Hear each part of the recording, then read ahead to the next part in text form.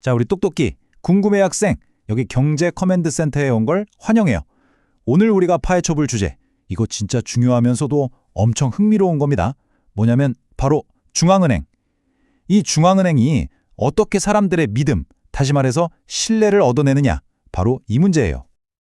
오, 역시 우리 궁금이 학생. 시작부터 그냥 핵심을 팍 찌르네요. 바로 그 질문.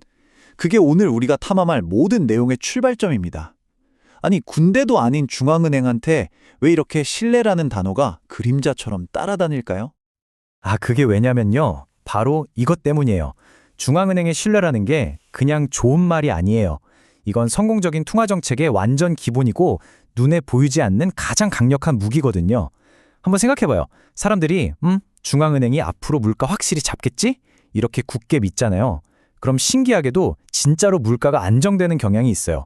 왜냐?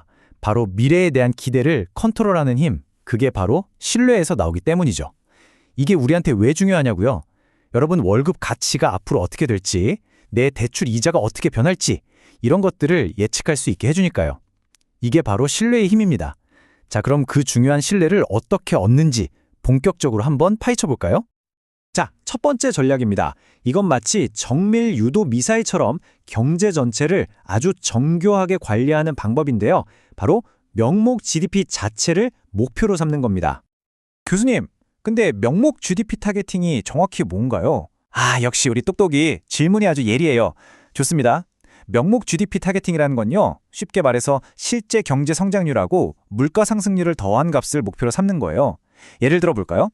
경제가 한 3% 정도 성장하고 물가가 2% 오르는 게 가장 이상적이다라고 한다면 이 두 개를 합친 명목 GDP 성장률 5%를 딱 목표로 정하고 이걸 달성하기 위해 통화정책을 펴는 거죠. 어때요? 생각보다 간단하죠? 그런데 말이죠. 이 전략에는 아주 흥미로운 양면성이 있어요. 가장 큰 장점은 뭐니 해도 경제 성장과 물가 안정, 이 두 마리 토끼를 동시에 잡으려고 시도한다는 점이에요. 아주 이상적이죠. 하지만 치명적인 단점도 있습니다. 첫째, 명목 GDP라는 개념 자체가 일반 대중한테 설명하고 이해시키기가 너무 복잡해요. 둘째, 우리나라 경제가 앞으로 얼마나 더 클 수 있는지, 이걸 잠재 성장률이라고 하는데 이걸 정확하게 예측하는 건 사실상 불가능에 가깝거든요. 그러니까 목표 설정부터가 엄청 어려운 셈이죠. 자, 그럼 두 번째 전략으로 넘어가 보죠. 이건 좀 더 인간적인 접근법이에요. 복잡한 시스템이 아니라 인플레이션과 싸울 아주 강인하고 절대 타협하지 않는 챔피언, 그런 리더를 전면에 내세우는 겁니다. 경제학자 케네스 로고프가 제안한 개념인데요. 바로 보수적 중앙은행 총재를 임명하는 거예요. 여기서 보수적이라는 건 뭐 정치 성향 이런 게 아니고요. 물가 상승에 대해서 매처럼 아주 날카롭고 강경한 태도를 가졌다는 뜻이에요. 뭐랄까, 마치 고담 씨의 배트맨처럼 인플레이션이라는 악당은 절대 용납하지 않는다. 이런 평판 그 자체만으로 시장에 아주 강력한 신호를 줄 수 있다는 거죠. 결국 핵심은 이겁니다. 물가를 잡겠습니다라고 100마디 말하는 것보다 실제로 물가 상승을 그 누구보다 싫어하는 사람을 그 자리에 딱 앉히는 거죠. 그 사람의 신념, 과거의 행동들, 그 자체가 곧 중앙은행의 신뢰가 되는 셈이니까요. 그리고 이 강한 리더 전략을 역사상 가장 완벽하게 보여준 인물이 있습니다. 바로 전설적인 미 연준 의장 폴 볼커의 이야기입니다. 그의 이야기는 어떤 시스템이 아니라 한 사람의 결단이 어떻게 신뢰를 만드는지 보여주는 그야말로 최고의 교과서라고 할 수 있죠. 교수님, 그때 상황이 얼마나 심각했는데요? 좋은 질문이에요, 궁금이. 그래야 이야기가 더 실감나죠. 1970년대 말, 당시 지미 카터 대통령 시절의 미국 경제는요, 말 그대로 최악이었습니다. 오일 초크 여파로 물가가 완전히 통제 불능 상태로 치솟고 있었어요. 경제 전체가 거대한 인플레이션이라는 괴물에게 잡아먹히기 일보 직전인 그런 상황이었죠. 당시 소비자 물가 상승률이 무려 13%를 넘었어요. 이게 상상이 되세요? 오늘 10,000원 하던 점심값이 1년 뒤에 11,300원이 되는 거예요. 월급은 기대로인데 말이죠. 경제 전체가 공포에 떨고 있었어요. 바로 그때 구원투수로 등판한 사람이 바로 폴 볼커입니다. 그는 이 인플레이션이라는 용을 잡기 위해서 정말 누구도 상상하지 못했던 극약 처방을 내리게 됩니다. 엄청나게 고통스럽고 아마 모두가 반대했을 그런 정책이었죠. 그게 뭐였을까요, 대체? 바로 기준금리를, 이게 진짜 믿기지가 않는데 무려 20%까지 밀어붙인 거예요. 20%. 우리 똑똑히 학생, 상상이 가요? 당연히 이 결정 때문에 단기적으로는 정말 상상도 못할 경제적 고통이 뒤따랐죠. 수많은 기업들이 쓰러지고 실업률은 하늘 높은 줄 모르고 치솟았어요. 하지만 그 결과는 어땠을까요? 이 끔찍한 고통을 견뎌낸 끝에 1983년이 되자 미국의 물가 상승률은 4% 아래로 안정되게 됩니다.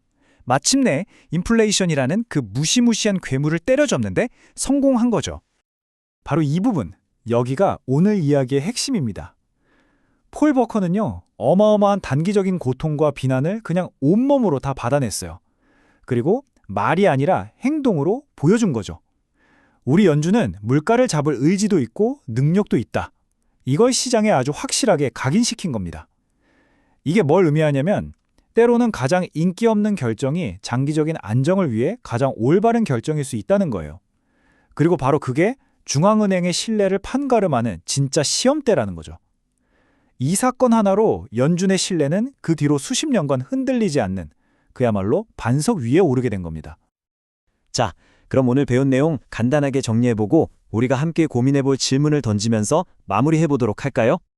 오늘 내용이 좀 있었으니까 이것만은 꼭 기억합시다. 딱 3가지예요. 첫째, 중앙은행의 신뢰는 눈에 보이지 않지만 가장 중요한 자산이라는 거. 둘째, 그 신뢰를 얻기 위해서 명목 GDP 타겟팅 같은 시스템적 접근법이나 폴 벌커처럼 강인한 리더를 임명하는 인적 접근법이 있다는 거. 그리고 마지막으로 폴 벌커의 사례는 신뢰를 얻기 위해선 때로 엄청난 단기적 고통이 필요하다는 걸 보여주는 살아있는 역사적 증거라는 점입니다.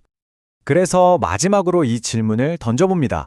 만약 여러분이 중앙은행 총재라면 당장의 경제적 고통과 쏟아지는 비난을 감수하고서라도 장기적인 경제 안정을 위한 신뢰를 쌓으시겠습니까? 아니면 단기적인 인기를 위해서 어려운 결정을 피하시겠습니까? 이 질문에 대한 여러분의 답은 뭘까요? 아마 그 답안에 오늘 우리가 배운 모든 것의 핵심이 담겨 있을 겁니다. 자, 오늘 경제 커맨드 센터에서의 설명은 여기까지. 다들 수고 많았어요.